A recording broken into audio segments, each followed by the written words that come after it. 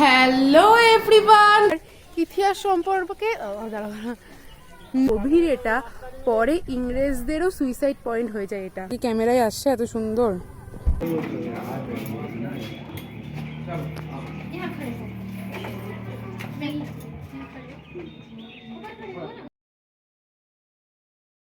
Hello everyone, good morning, welcome or welcome back to my YouTube channel. This is me, your Adia. You are watching Odrija's Adda Khana and good morning from second day Panchmari. কালকে আমরা পুরো জঙ্গল সফর করেছি, অনেক adventure করেছি। আজকেও same জিনিসটা করব। কালকে কয়েকটা স্পট দেখা বাকি ছিল, আজকে সেইগুলো ঘুরবো। আর আজকে রাতেই পাঁচমারি থেকে আমাদের জব্বলপুর রিটার্ন আছে ট্রেনে করে। তো ভীষণ একটা হেকটিক ডে হতে চলেছে। তো চলো ভিডিওটা এখান থেকে শুরু করছি। খুব সুন্দর সুন্দর জায়গায় দেখতে যাবো, তো ভিডিওটা বিনা স্কিপ করে দেখতে থাকো। তো ফার্স্টে আমরা যে স্পটে ঘুরতে যাচ্ছি সেটা হচ্ছে জটাশঙ্করের কেভ। অনেকটা নিচে যেতে হবে, পাহাড়ের মধ্যে রয়েছে। কথিত আছে যে এখানে শিব ঠাকুর তার জটাটা ছেড়ে গেছিলেন, পুরোটাই কথিত আছে। তো চলো গিয়ে দেখি ভেতরে কি আছে না আছে। অনেকটা নিচে নামতে হবে, আমি তো এখনই হাঁটতে হাঁটতে হাঁপিয়ে গেছি। আর ভেতরে জলও রয়েছে, খুব সুন্দর। দুটো পাহাড়ের মাঝে একটা গুহার ভেতর রয়েছে। তো চলো ওখানে গিয়ে তোমাদেরকে পুরোটা দেখাবো। कि घर में पूजा करते हैं, तीर्थ यात्रा पे जाते हैं। सर्वप्रथम पूजा हिंदू धर्म में कौन से भगवान की जाती है? गणेश। गणेश का फोटो लीजिए, सामने देखिए सर। यहाँ ये दो पहाड़ों के बीच में एक लंबी शिला दिखता है आपको। शिला में छोटा सा होल है, वो आँख है, ऊपर माथा है, नीचे लंबा पत्थर है, सूंड की आकृति दिखाई दी आपको। इसे हिंदी में गुड़मार बोलते हैं, इंग्लिश में मधुनाशनी, और इसका बॉटनिकल नेम होता है सिल्वेस्टर जिम्बेम्बा। इस वनस्पति को अगर बच्चे से बुजुर्ग किसी को खिलाया जाए, हमारी बॉडी के अंदर जो ब्लड होता है, खून, ये वनस्पति उसे लगभग कुछ समय तक फिल्टर करता है, 6 महीने 7 महीने तक।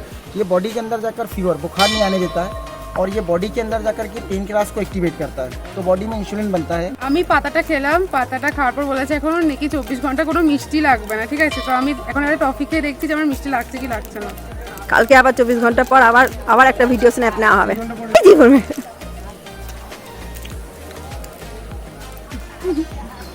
কিছু টেস্টই পাচ্ছি না। हिंदी बोलिए, हमें बंगाली नहीं आता।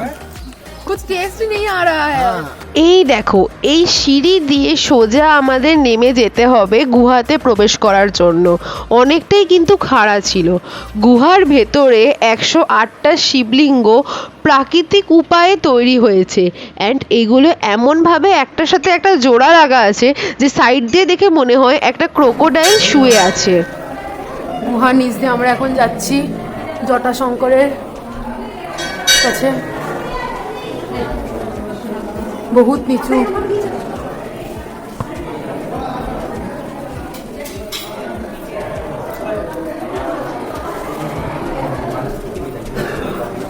ঠিক এতটাই নিচু।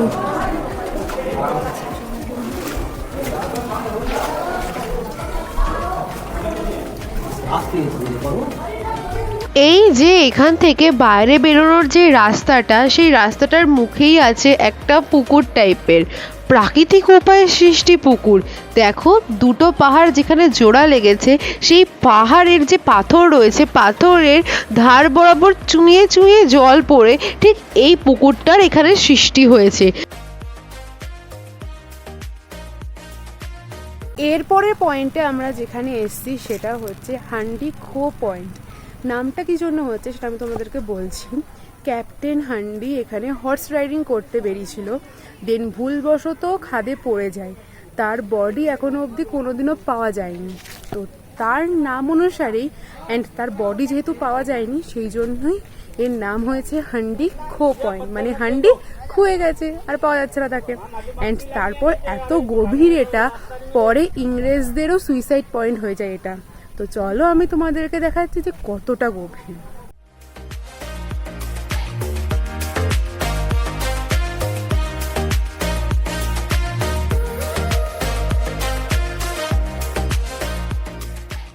থার্ড আমরা যেখানে ঘুরতে এসেছি এটা হচ্ছে গুপ্ত মহাদেব। আমরা যেখানে গাড়ি পার্কিং করেছি সেখান থেকে 200 মিটার মতন হেঁটে নামতে হবে।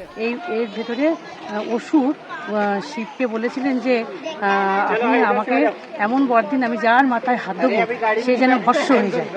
তখন শিব তো ভোলে ভালে মানুষ, তখন উনি কী করলেন, ভুল করে উনি তাই বর দিয়ে দিলেন। এবার অসুর তখন শিবের দিকে বড় বড় চোখ করে এরকম তাকিয়ে আছে। শিব বুঝতে পারলে তো বেগতিক, তখন সে ছুটতে গিয়ে তখন শিবও ছুটছে অসুরও ছুটছে, শিবও ছুটছে অসুরও ছুটছে, ছুটতে এই গুহাটার মধ্যে গিয়ে উনি লুকিয়েছিলেন। সেই থেকে এই গুহার নাম হলো গুপ্ত মহাদেব। গুপ্ত মহাদেবের ইতিহাস তো তোমরা শুনলে। এখানে লাইন পড়েছে মহাদেবের দর্শনের জন্য। অ্যাকচুয়ালি গুহার ভেতরটা ভীষণ সরু, ওই যে দেখছো ওইখান দিয়েই ভেতর ঢুকতে হবে। একসাথে গুহার ভেতরে 8 জনের বেশি অ্যালাউ না। চৌধুরীদা আর বাবা তো দর্শন করে বেরিয়ে পড়েছে, এবার পালা আমার প্রবেশ করার। তো চলো।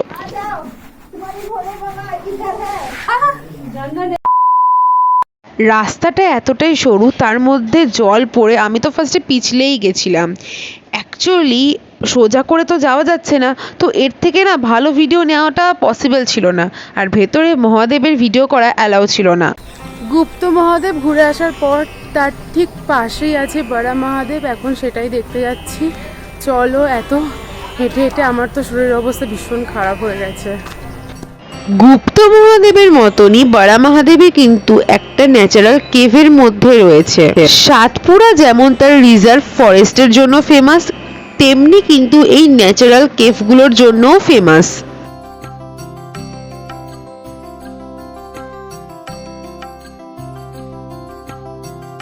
দুটো পাহাড়ের সংযোগস্থলে যে পাথরগুলো রয়েছে সেই পাথরগুলো বরাবর চুঁয়ে চুঁয়ে কিন্তু জল পড়ছে, সেই জন্য যে মেঝেটা রয়েছে মেঝেটা ছিল মারাত্মক পরিমাণে পিচ্ছিল, আর গায়েও কিন্তু আমাদের জলগুলো লাগছিল, মনে হচ্ছিল আস্তে আস্তে বৃষ্টি হচ্ছে। তারপরেই চলে গেছিলাম গ্রিন ভ্যালি ভিউ পয়েন্টে। সাতপুরা পর্বতের যে গাছগুলো রয়েছে সেগুলো এতটা কাছাকাছি রয়েছে যে ওপর থেকে পুরোটা গ্রিন মনে হয়। গ্রিন ভ্যালি দেখার পর আমরা সঙ্গে সঙ্গে চলে এসেছি প্রিয়দর্শনী, ঠিক পাশেই ছিল। এখানে আছে ইকো পয়েন্ট, মানে চিৎকার করলে আবার সেই আওয়াজটাই আমরা শুনতে পাবো। তো ফিরসে হাঁটতে হবে 500 মিটার, মানে 1/2 কিলোমিটার মতো হেঁটে যেতে হবে। তো চলো হাঁটা লাগাই। এই সবুজ সিনারি দেখতে দেখতে হাঁটতে তো ভীষণ ভালো লাগছে।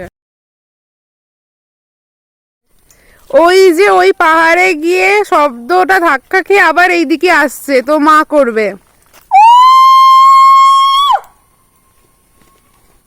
নেক্সট যে স্পটে আমরা ঘুরতে এসেছি সেই স্পট সম্পর্কে যে ইতিহাস আছে সেটা তোমরা আমার মায়ের মুখেই শুনে নাও। আমরা এখন দেখতে এসেছি পাণ্ডব গুহা। এই পাণ্ডব গুহার নাম অনুযায়ী এই পাঁচমারি নামটা হয়েছে।